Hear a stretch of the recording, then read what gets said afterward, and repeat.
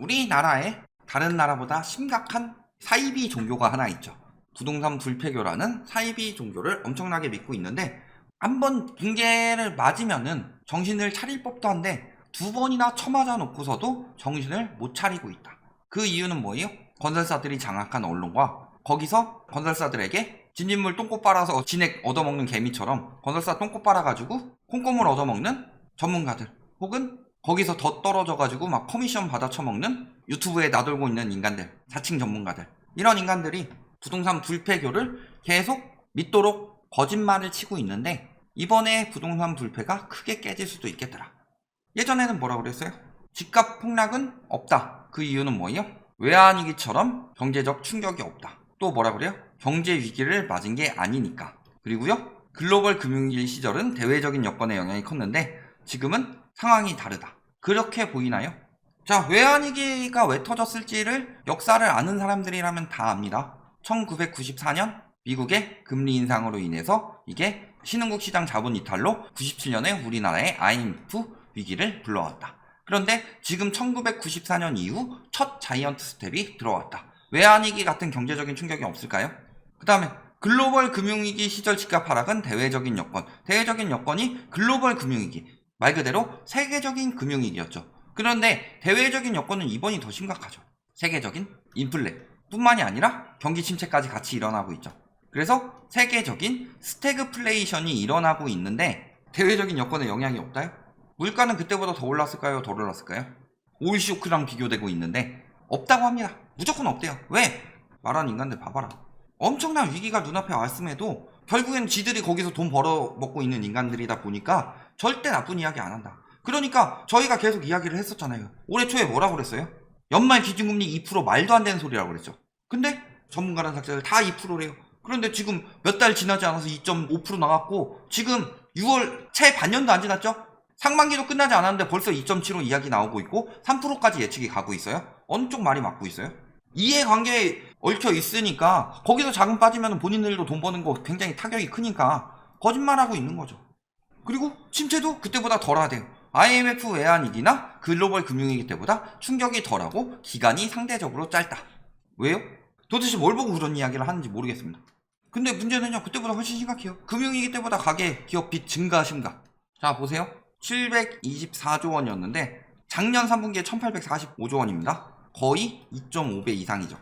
2.5배 이상이면요, 금리를 1%포인트 올라가면은 그때 시장 충격은 2.5%포인트 올라가는 충격, 이때랑 보면은 그런 충격이 온다. 왜? 700만원하고 1800만원이라고 칩시다. 똑같이 금리 1%포인트 올라가면요, 이자 7만원 늘어나는데 이때는요, 똑같이 올리면요, 이자가 18만원 늘어나요. 훨씬 충격이 클 수밖에 없죠. 근데 문제는 특히 이 빚이 어디에 많이 몰렸다? 청년층에 많이 몰렸다는 거죠. 거기다가 집값 거품도 보면요, 자, 글로벌 금융이 터지기 직전에 자, 어디부터 올라요? 버블 세븐이 폭등하죠. 그에 비해서 전국적으로는 상대적으로 덜 올랐습니다. 즉, 여기 거품이 심각하게 끼고 여기가 상대적으로 덜 올랐죠. 그리고 버블 세븐이 깊게 빠지고 전국적으로 조금씩 빠졌다. 물론 12월이니까 뒤에 더 빠지는 게 나오겠지만. 그래서 거품이요, 당시에는 버블 세븐 위주로 꼈다. 자, 그런데 이번에는 지금 버블 세븐이랑 비교해 봤을 때 어때요? 먼저 올라가긴 했는데 지금 전국이랑 똑같이 올라가고 있죠. 아, 그래, 버블 세븐, 강남, 서초, 송파, 목동. 자, 목동은 안 되니까 양천으로 넣었어요. 지수가 안 나오니까. 그다음 분당, 여기까지 인정을 하겠다. 평촌 용인이 무슨 버블 세븐이냐. 자, 그래서 거품 많이 낀 버블 세븐으로 바꿔서 한번 볼까요? 자, 마용성 많이 꼈죠? 마용성이랑 비교해봐도 오히려 최근에 전국적으로 거품이 많이 꼈죠. 이 이유가 뭐냐? 원래 핵심지가 거품이 끼고 외곽으로 번져나갈 때 부동산 시장에 거품 끝물 신호다. 그래서 당시에도 이제 강남 상구가 먼저 끼고, 그때는 노도광 이런 데는 별로였죠? 근데 노도광 거품 끼기 시작하면서부터 끝물 신호가 나오고 붕괴가 됐다. 그게 언제였어요? 이번에? 여기죠, 여기. 그래서 이렇게 떨어지는 추세였는데 문제는 미중 무역 전쟁 터지면서 금리 낮추고 코로나 터지면서 금리 확 낮춰버리면서 전국적으로 거품이 다 껴버렸죠. 글로벌 금융위기 때는 핵심 지역들, 뭐 버블세븐 살고 있는 사람들은 크게 타격을 입었을 수 있죠. 가만히 그냥 내 집 한 채 가지고 있던 사람들은 몰라도 투기 들어갔던 사람들 막 영향 크게 받고, 뒤늦게 거기 살아야 되는데 집값 계속 올라가니까 미치겠네 해가지고 고점에서 산 사람들은 엄청나게 피해 받겠죠. 그렇지만 버블세븐 외 지역은 그렇게 피해를 보지 않았죠. 그런데 지금은 어떤 상황이다? 전국적으로 거품이 낀 상황이기 때문에 전국적으로 위기가 와서 특히 이 시기, 코로나 시기에 내 집 마련한 사람들은 엄청난 위기에 놓여 있다. 어느 지역이든. 하다못해 지금 뭐 이천이나 뭐 안성, 강원도 이런 데 거품 끼고 있다고 하는데. 그리고요, 가계부채 아까 엄청나게 늘어났죠. 소이노믹스 이후 못해도 2배는 늘어났죠. 거기 지금 보시면은 청년층 부채가 굉장히 심각하다. 그래서 청년층 가계부채 비중이 엄청나게 올라갔다. 내 집 마련 수요가 보통 어디서 나오느냐? 실수요 기준으로 따졌을 때. 그러면요, 보통 30에서 40대가 내 집을 많이 마련합니다. 보통 이 나이대에 많이 마련을 해요. 20대에 누가 내 집 마련해요? 30대 같은 경우도 전세로 시작해서 보통 결혼을 해서 30대에서 40대에 내 집 마련을 하죠. 결혼을 계기로 내 집 마련을 하든가 아니면은 결혼은 전세 정도로 했는데 여기서 출산을 계기로 내 집 마련을 하든가 보통 그래서 30대에서 40대가 내 집 마련을 많이 합니다. 그런데 지금 어디 가계부채가 많이 늘어요? 20대, 30대. 그러면 20에서 30세가 10년 뒤면 30에서 40대가 되는 거죠. 그런데 문제는 이 20에서 30세가 부채의 늪에 빠졌다. 그래서 집값이 떨어지면서 파산이 나기 시작하면요, 이 사람들이 나중에 10년 후에 30대, 40대가 됐을 때 내 집 마련을 할 수 있는 수요가 되느냐. 물론 집에서 박살난 게 아니라 주식 투자하다 박살났을 수도 있고 비트코인 샀다가 박살났을 수도 있죠. 그런데 이들이 10년 뒤에 집값을 버텨줘야 할 이들이 지금 붕괴가 됐어요. 그러면 10년 뒤에 30대, 40대들이 돼서 이들이 내 집 마련을 할 수가 있느냐. 2030이 비트에서 올랐으니까 그때 이 2030들이 사면 되지 않아요? 말 같지도 않은 소리 둘째치고 우리나라 집값 거품은 기본적으로 초이노믹스 때 3040이 먼저 사서 늘어난 거고 거기서 나중에 그 코로나 시기 때 2030이 엄청나게 빛낸 거지. 그러니까 3040이 먼저 이끌어줘야지 따라가는 거예요. 그게 될 수가 없다는 거죠. 지금 이자 푸어라고 합니다. 그래서 대출 총동원에 집 샀더니 치솟는 금리. 하우스 푸어에서 이자 푸어. 하여튼 말 잘 만들어내요. 하우스 푸어가요. 집 사느라 이자 내느라 힘든 게 하우스 푸어인데 무슨 이자 푸어란 말을 새로 만들어요. 카 푸어는 그냥 차 샀으니까 힘든 거예요? 비싼 차 샀는데 차 가격이 떨어지니까 힘든 거예요? 아니에요. 차 샀는데 생활비까지 거기 다 때려 받고서 차에 대해서만 몰빵한 사람들이 카 푸어죠. 하우스 푸어 똑같은 건데 무슨 새로운 이자 푸어란 말을 만들어내요. 이 신조어가 라이트하우스는 폭락론자입니다 라고 그런 식으로 몰아붙이니까 이야기할 때 뭐 벼락거지나 이런 말은 우리에게 불리한 말이라도 이자 푸어나 라이트하우스한테 유리한 말 아니에요? 엄밀하게 말씀드리지만 우리는 폭락론자가 아니라 정상화론자이고 집값 정상화돼야 되고 저런 쓸데없는 이야기 만들지 말아야 된다.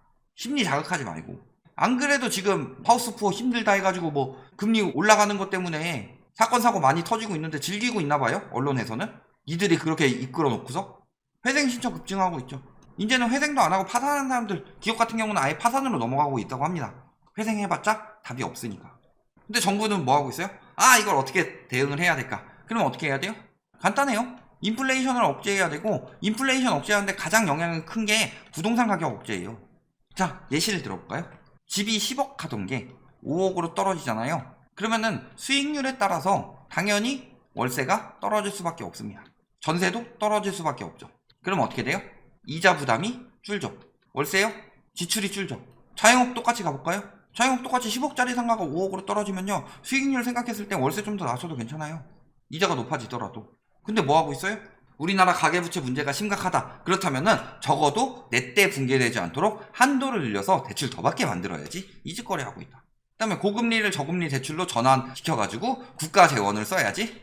상환기간 확대하고 채무 조정해가지고 상환기간 5년 확대하는 이유는 뭐예요? 5년 뒤엔 대통령 바뀔 거니까. 다음 정부에 떠넘겨야지. 이 짓거리 하고 있다. 예를 들어서 사람이 암에 걸렸습니다. 암에 걸렸으면요, 굉장히 작은 암이면은 항암 치료만으로도 될 수 있지만 좀 커졌으면은 수술을 해야 되죠. 근데 뭐 하고 있는 거예요?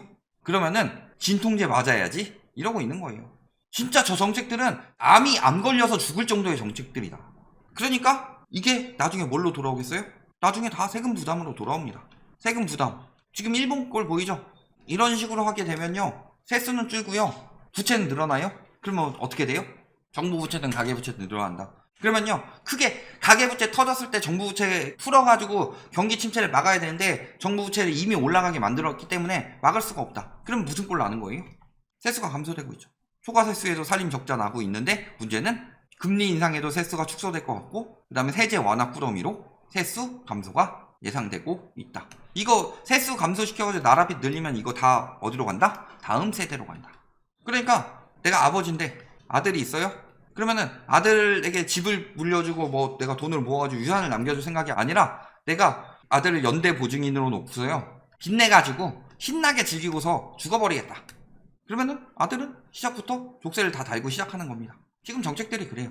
지금 세대에 빚 잔뜩 내가지고 띵띵이 즐기고 유동성 파티 즐기고 다음 세대한테 다 떠넘기겠다. 그래서 지금 생산 가능 인구 감소하고 있죠. 문제는요, 생산 가능 인구가 이제 역대 부동산 하락기에서 최초 생산 가능 인구 감소죠. 그러면 아까 이야기했듯이 2030은요 빚이 많아서 이번에 자산 타격이 굉장히 클 수밖에 없다. 모아놓은 자산 다 날려먹는 사람들도 꽤 많이 나올 거다. 그런데 인구가 감소해요. 그러면은 집을 살 수요도 적고 집을 살 유동성도 적죠. 그런데다가 부양비까지 엄청나게 늘어납니다. 자, 부양비 기준으로 노년 부양비가 지금 앞으로 엄청나게 치솟을 예정이다. 지금이야 부양비가 최저 수준이니까 걱정이 덜 되는데 이제 앞으로 부양비가 늘어나는 시기가 와요. 그러면요 빚 파산 2030들 10년 후에 3040, 20년 후에 4050 장기적으로 우리나라 경제를 이끌어 나갈 사람들인데 지금은 빚더미에 눌려가지고 문제가 생기는데요. 그 다음에 회복이 되느냐? 근데 줄어요. 유동성도 줄고 수요도 줄어요. 문제는요 부양비는 늘어납니다. 부양비가 늘어나면 이거 나중에 다 세금으로 환산이 된다는 거죠. 플러스 지금 세수 감소를 향후 이들이 감당을 해야 된다. 그럼 무슨 일이 벌어질까요? 잃어버린 30년. 우리 일이 되고 있다. 잃어버린 30년 올 수 있다. 아직도 부동산 불패? 엄밀하게 말하면요 우리나라는 부동산에 대한 미친 믿음이 있어서요 IMF 때 폭락하고 금융위기 때 폭락했어도 그렇게까지 세게 폭락하진 않았다고 느끼고 있는 거예요. 그런데 마이클 타이슨이 이런 이야기를 했죠. 누구나 그럴싸한 계획은 있다. 나한테 제대로 쳐맞아 보기 전까지는. 그런데 이번은요 제대로 쳐맞는다. 왜? IMF도 금융위기도 뭘로 극복했다? 어쨌든 금리 낮추고 돈 풀어서 극복을 했는데 이번에는요 안 되는 상황입니다. 세계적으로 조금만 금리 낮추려고 하면요 터키골 나고 일본골 나는 거다. 지금 우리나라에 잃어버린 땡땡년이 올 수가 있다. 이게 1이 될지 2가 될지 3이 될지는 빨리 정신 차리고 지금 세대에서 해결하려고 하지 않으면 미루면 미룰수록 저 잃어버린 시기는 길어질 것이고 그러면요 부동산 시장은요 일본처럼 장기적으로 붕괴될 수밖에 없는 거다. 여기까지 말씀드리겠습니다.